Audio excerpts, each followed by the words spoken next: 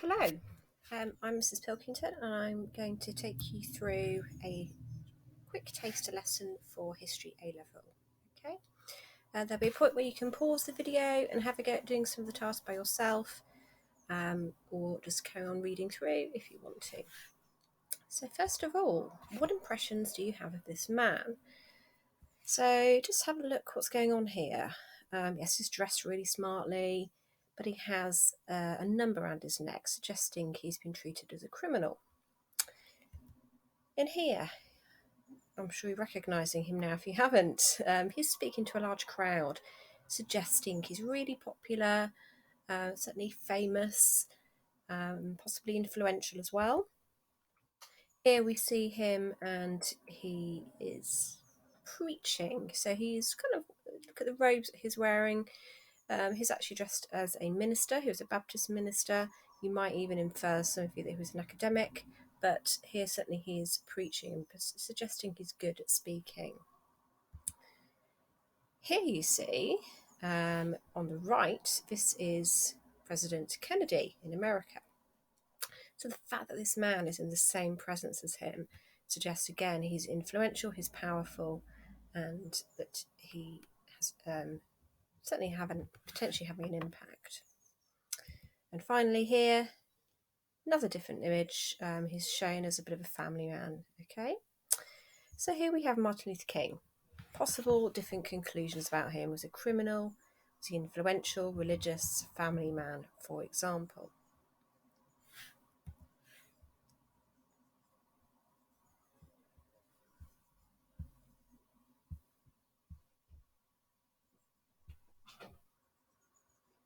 So today's lesson is about the role of Martin Luther King.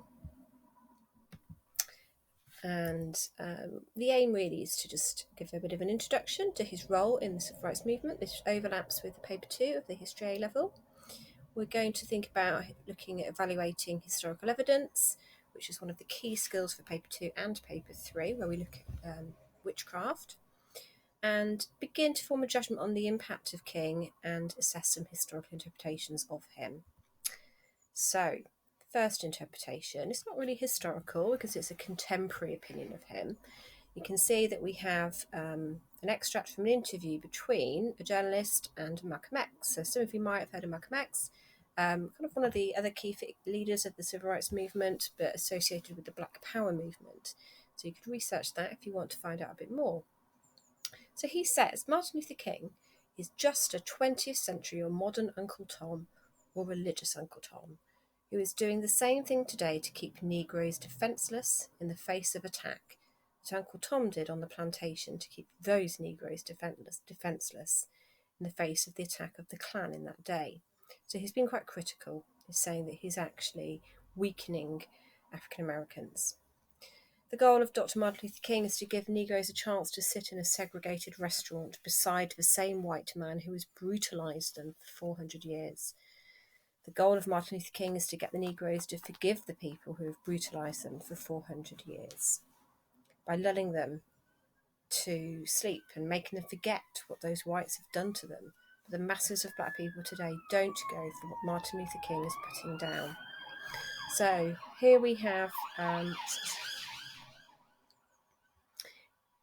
some criticisms of him, that he's kind of almost bowing down to white people and certainly not going to have much of an impact or get respect from certain people in the black community. So this is what Malcolm X thought of King. Your task today is to think about how justified that view is. Was Martin Luther King limited in his impact? Did he actually have as much success as we all think he did? And we're just going to have a look at some sources to investigate this. So what follows are 4 sources. I would like you to have a look at each source and to make some inferences, some comprehension, some judgment about what it tells you about Martin Luther King and whether Malcolm X is right, or actually does he deserve his reputation? Okay, so here you see he has statues of him celebrating anniversaries here in 2015. He was heralded by Barack Obama on his inauguration, I think. So lots of people do praise him. Does he deserve that praise, or does he deserve King's interpretation, Malcolm X's interpretation of him? Okay, so you might want to just make some notes and think about setting out your work with just 2 columns: evidence to support his criticisms that King was not a great leader, or evidence to challenge Malcolm X's criticisms that King was a great leader. So you have 4 sources that follow, and I'm going to kind of just to display them on the video. You can pause the video so you can read each source individually. I'm going to spend a minute or 2 on each one. So here's our first source, an image of Martin Luther King giving his I Have a Dream speech. So pause the video now if you want to analyse this one. Okay, once you've looked at this, have a look at source 2. This is an interview from 1990 with Bayard Rustin, quite a famous civil rights worker who was involved in that march on Washington where King gave his I Have a Dream speech. So just pause the video here and have a look at this second source. Okay, once you've had a look at this one, we have source 3. An article in the online newspaper, The First Post, entitled Martin Luther King's Lesson for Obama by Alexander Coburn, 2008. So just have a look at what he has to say about King's influence. And your final source, looking at source 4, and a photograph from the 1968 protest of 2 African American athletes staging this silent protest against racial discrimination at the Mexico Olympics. The clenched fist represents black power. So pause here and have a think about what this suggests. Okay, so the following slides give you some suggested ideas. So if we have a look at that first source, clearly he is influential. There are hundreds and hundreds of thousands of people listening to him. If you were to get close up, you might see you have a mixture of black and white people as well. So this shows the breadth of his impact and his influence. The fact that we have got a photograph of it, and actually you can see people here, the media, journalists taking photographs, is also showing the national and international attention he was getting, which would support the idea that he was an important civil rights leader. So how does that compare to your notes? Just see if you can add a few more points in. The second source, this interview of Bayard Rustin, this is showing that he influences important people here, okay?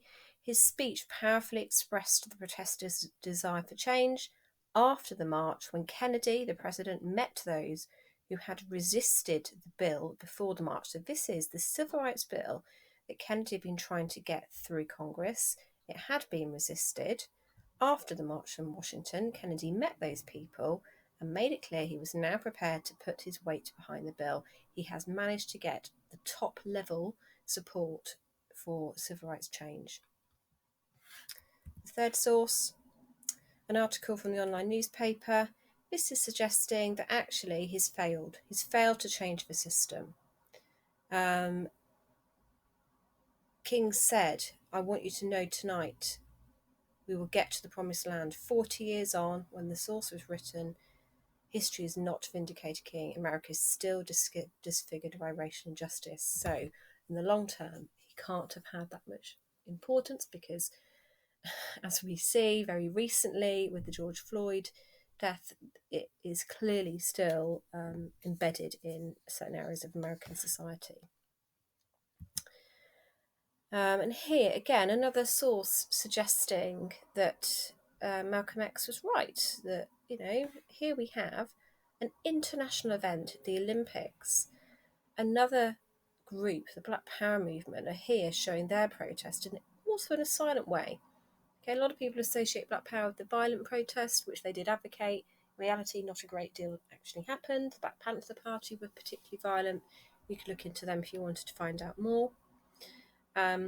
But his view of Martin Luther King here, the view that's shown is that other people got attention. No, it's not saying King doesn't. It doesn't can completely support Malcolm X. So, to summarise, first question, is there enough evidence to support Malcolm X's opinion on King? Well, The sources show both points of view, but I have selected them.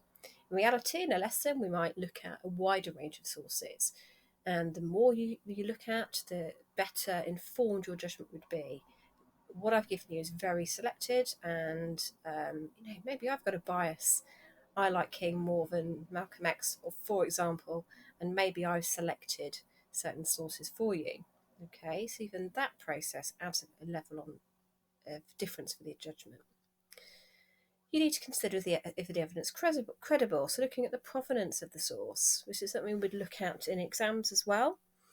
Some of these sources are written by people who openly sided with him or criticised him. So his civil rights work as Bayard Rustin versus Malcolm X's opinion, we know they're going to be biased in favour or against him. We would expect them to be those. We can't criticise those sources. Now they're well informed. They're involved in those in the campaigns and the movements. They're well aware of what's going on. They're both valid in what they're saying. On the other hand, some of those sources were images and can be misinterpreted. You don't know the background about it. It does require you to research. And even in the long term, that perspective and hindsight, that journalist could have had their own agenda, which might mean we can't even necessarily believe everything we read here. So why do these interpretations exist? Why can't we just say, he was great or he wasn't great? Well, it's all these factors here. The author's perspective, their belief system. Malcolm X was linked with the Black Muslims. Martin Luther King was a Baptist minister. Even your religious belief system might affect your views. Your personal experiences of the civil rights movement, of racism, that could affect your opinions. How you're brought up. And the selection of evidence that you have been presented with or that you managed to hunt down. So your judgment today might have been completely different if I'd given you a different selection of sources. Okay, so ordinarily in a lesson, we'd work in groups looking at sources. Maybe we'd present some thoughts on this to each other, and we would kind of, just look at a lot more range of points. Okay, so just before you finish, just reflect on these things. What have you learned today? And it could be content, it could be knowledge, it could be about skills, source skills that we're going to be developing at A-level. Think about what you're looking forward to about the course. Is it, what I briefly did today and linked this topic to current affairs? Is it the role that history has in explaining what's going on around us today? Is it that you're finding out new things? Is it about going into things in more detail, which we're certainly going to be doing at A-level? Is it about new content? And what questions do you have looking forward to exploring when the course starts?